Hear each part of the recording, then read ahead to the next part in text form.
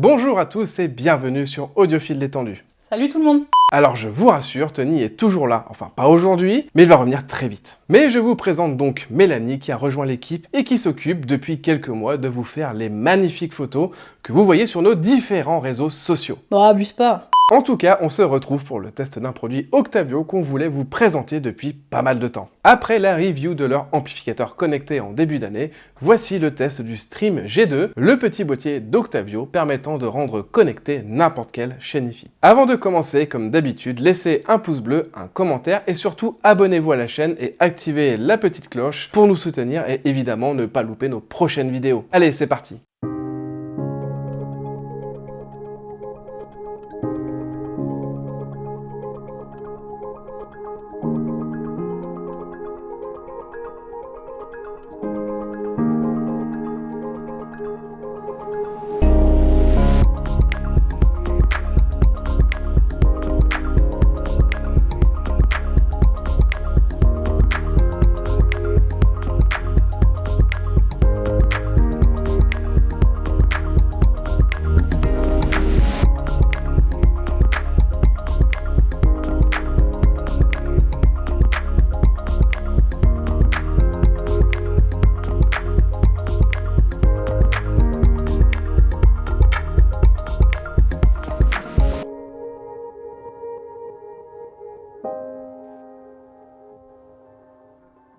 Octavio est une jeune marque française fondée en 2018 et qui a pas mal fait parler d'elle il y a quelques années grâce à un produit à la philosophie très simple permettant de rendre au goût du jour une vieille chaîne hi-fi avec les dernières avancées en matière de connectivité réseau. C'est ainsi qu'est né en 2020 le Stream de première génération, un produit abordable intégrant un petit lecteur réseau ainsi qu'une compatibilité Bluetooth et AirPlay raccordée en RCA. Une évolution assez légère sera commercialisée par Octavio à partir de 2022 pour arriver en 2025 à la deuxième vraie génération avec le Stream G2 que nous allons analyser aujourd'hui. Le Stream G2, qui est à peine plus grand qu'un jeu de cartes, reprend ici exactement le même design que ses aînés avec un châssis très compact en plastique blanc recouvert d'un capot noir sur le dessus et abritant deux boutons tactiles. Le premier pour démarrer ou mettre en pause la lecture et le second pour passer au titre suivant. On retrouve enfin en dessous du boîtier 4 patins en gomme pour éviter qu'il ne glisse. À l'arrière, on dispose d'une connectique très épurée avec un port USB-C servant à l'alimentation et au raccordement d'un adaptateur Ethernet vendu en option. D'un bouton poussoir mécanique pour allumer ou éteindre le Stream G2 et enfin une sortie jack 3,5 mm plaqué or abritant également une sortie SPDIF utilisable grâce à un adaptateur mini jack vers Toslink. Et puis voilà, on a fait le tour. Quoi, déjà?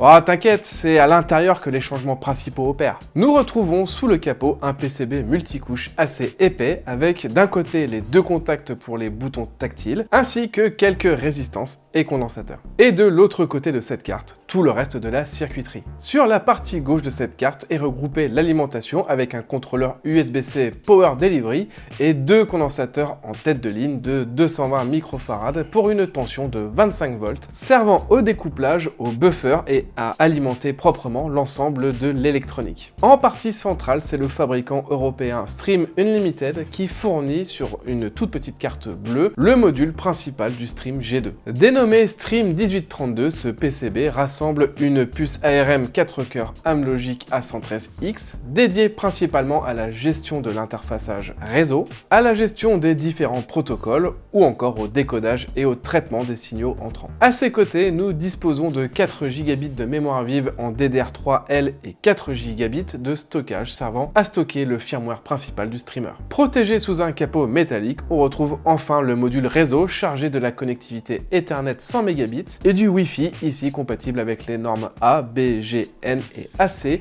en 5 GHz grâce à ces deux antennes. Cette puce prend également en charge le Bluetooth dans sa version 5.2. Sur la partie tout à droite de la carte mère est rassemblée la section analogique avec la circuiterie et l'alimentation dédiée au DAC, isolée de l'alimentation principale pour éviter les perturbations à haute fréquence. Le DAC est ici un modèle Burr Brown PCM 5102A de chez Texas Instruments, dont la plantation a été optimisée par Octavio par rapport à l'ancienne version pour gagner en qualité sur la section analogique. numérique. Il est compatible sur le papier 32 bits 384 kHz et l'étage de sortie analogique est ici directement issu de la sortie Line qui offre une tension de 2 volts RMS. Il n'y a donc pas besoin d'un ampli opérationnel par canal ou d'étage de sortie analogique complexe, il n'y a qu'une résistance pour stabiliser la charge et un condensateur pour supprimer les ultrasons hors de la bande audible. Simple et efficace quoi. Ce système est effectivement simple et il offre en tout cas un chemin du signal très court et sans coloration. Au-dessus de la section analogique, nous retrouvons enfin un contrôleur ST Microelectronics et son horloge servant à la gestion et fonction de base du Stream G2 comme son démarrage, la détection SPDIF ou encore la surveillance des différentes tensions du système. Son firmware est quant à lui stocké dans une seconde puce flash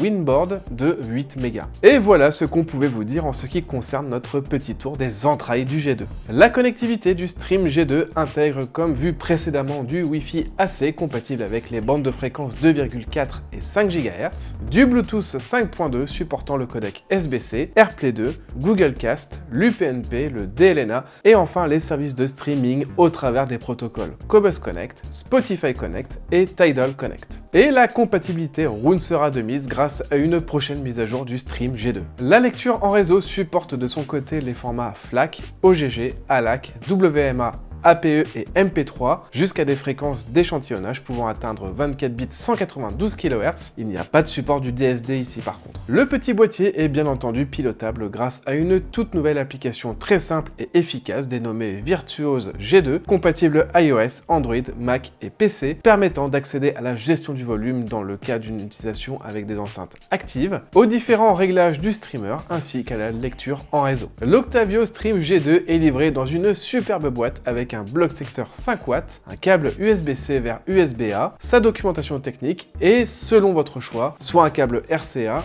soit un câble optique. Enfin, Octavio propose également à l'achat pour 20 € supplémentaires un adaptateur Ethernet. Nous avons ici testé l'Octavio Stream G2 dans deux configurations différentes grâce à sa sortie analogique vers notre amplificateur de référence Marantz PM Keypearl, mais également en numérique grâce à sa sortie optique avec notre DAC et lecteur réseau de référence, le Marantz ENA11 S1. Concernant l'étage de sortie analogique, Octavio a ici fait le choix, comme vu précédemment, de ne pas implanter d'étage de sortie analogique complexe en choisissant d'utiliser la sortie Line du DAC en direct vers la sortie jack 3,5 mm. Et à l'écoute, nous retrouvons un rendu très neutre et assez qualitatif pour ce type de produit. Il n'y a pas d'écrasement des hautes fréquences, ce qui est un peu le point faible de ce type de produit et le grave est très bien maîtrisé. Cependant, la dynamique est ici quelque peu en retrait, même si honnêtement c'est tout à fait acceptable pour un streamer dans cette gamme de prix. Concernant la sortie numérique, ici le résultat à l'écoute ne dépendra plus vraiment du Stream G2 lui-même, mais directement de votre DAC externe et franchement nous avons été très emballés par le rendu à l'écoute. C'est pour nous la meilleure connexion si vous avez un DAC de qualité à lui adjoindre. Et d'ailleurs, Octavio axe ce produit en premier lieu aux possesseurs d'anciens amplificateurs, mais il est aussi tout à fait capable de mettre au goût du jour un ancien lecteur réseau, même haut de gamme, et le rendre compatible avec Cobus Connect par exemple.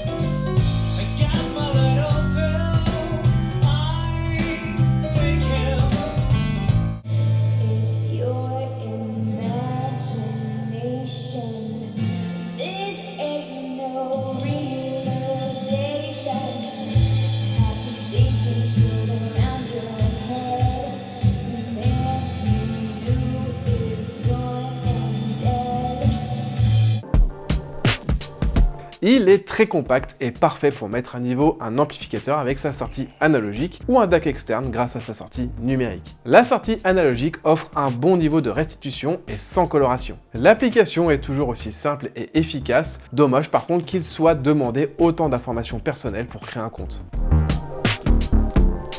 Les finitions du boîtier, principalement sur la partie blanche, sont assez moyennes. Moi je trouve que le bouton il est pas ouf non plus. La connectique est assez restrictive et il n'y a pas de sortie coaxiale ou de sortie RCA classique. Et la partie réseau n'offre pas de compatibilité avec les fichiers DSD, c'est dommage. L'Octavio Stream G2 est un appareil simple et efficace sans fioritures. Ses circuits sont ici assez minimalistes, permettant d'éviter toute coloration, notamment sur son étage de sortie analogique. Sa partie numérique s'est montrée pour sa part très pertinente pour mettre à niveau un DAC externe. Nous aurions peut-être aimé sur la section analogique une dynamique accrue pour être vraiment parfait et une finition du boîtier un peu plus qualitative. Rappelons pour terminer que l'Octavio Stream G2 est assemblé en France et qu'il est disponible à partir de 249 € en deux versions avec un câble RCA ou un câble optique à 269 € avec l'adaptateur Ethernet optionnel. Voilà, cette vidéo est terminée, nous espérons que ça vous a plu et on se retrouve très vite pour de nouveaux tests. En attendant, rejoignez-nous sur nos différents réseaux sociaux qui sont dans la description. Et moi vous pouvez me retrouver sur Instagram à @inti.studio_. Salut!